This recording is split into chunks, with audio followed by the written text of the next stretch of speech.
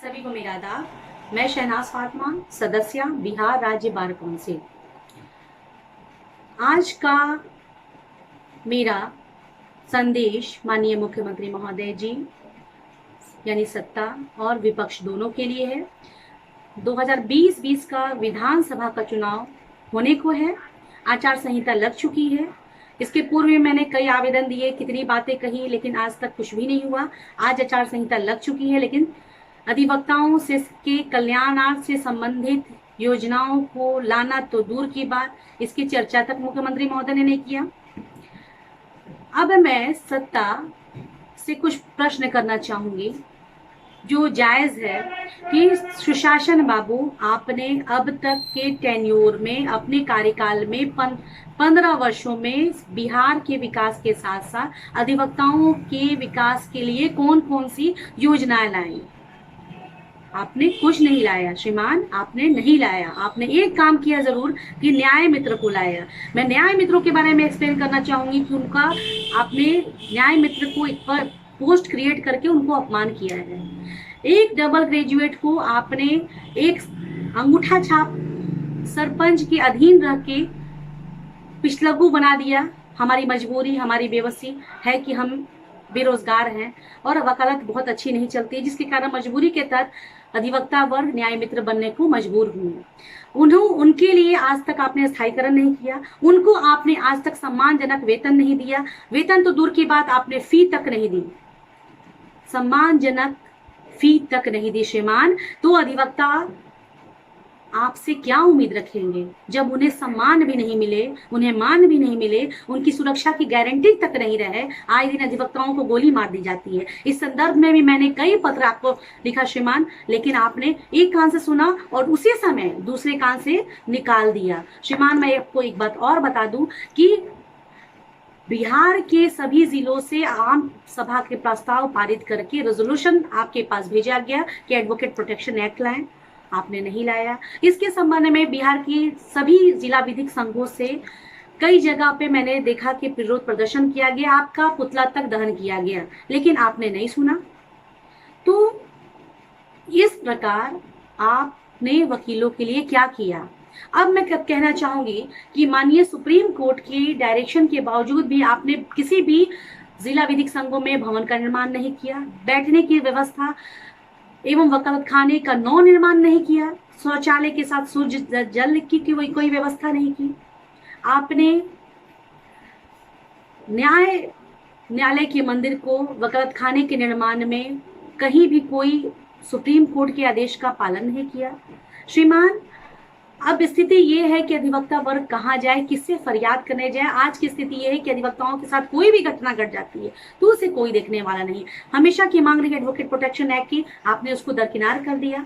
अब आते हैं, ये तो हुई हमारे सुशासन बाबू की बात, अब आते हैं विपक्षियों की। तो विपक्षी दलों से भी हम क्या उम्मीद करें कि हमारे इतने राजनीतिक नेता साहब में से कोई भी आज तक अधिवक्ताओं की इशू को किसी ने नहीं उठाया।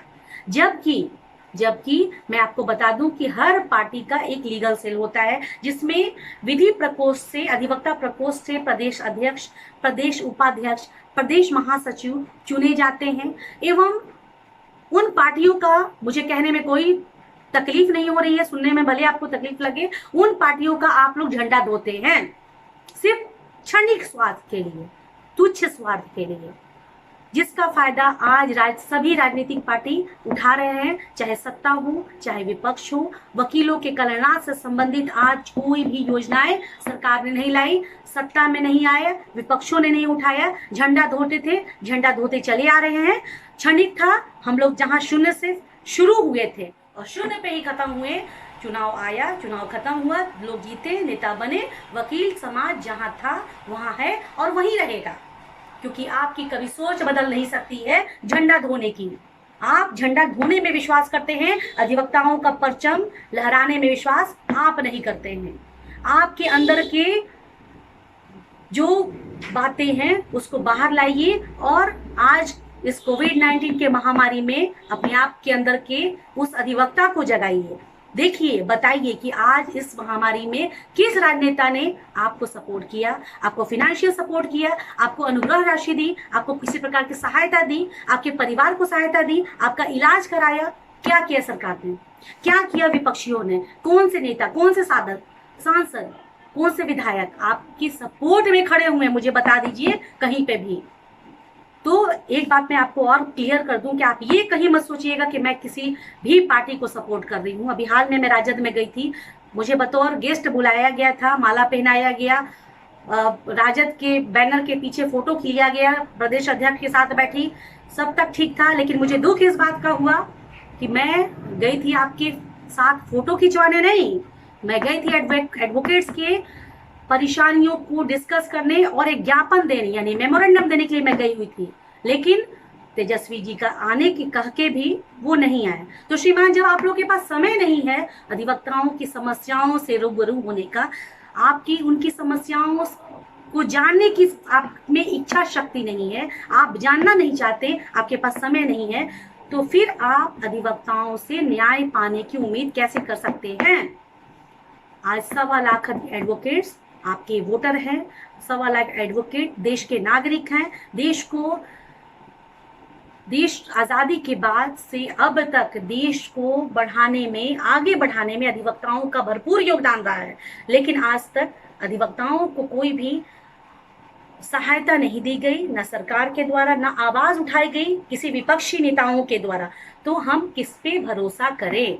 सत्ता पे करें या किसी भी विपक्षी नेता पर भरोसा करें? क्योंकि आपने भी तो श्रीमान, आपने अपने एजेंडा में एडवोकेट्स के प्रॉब्लम को नहीं रखा।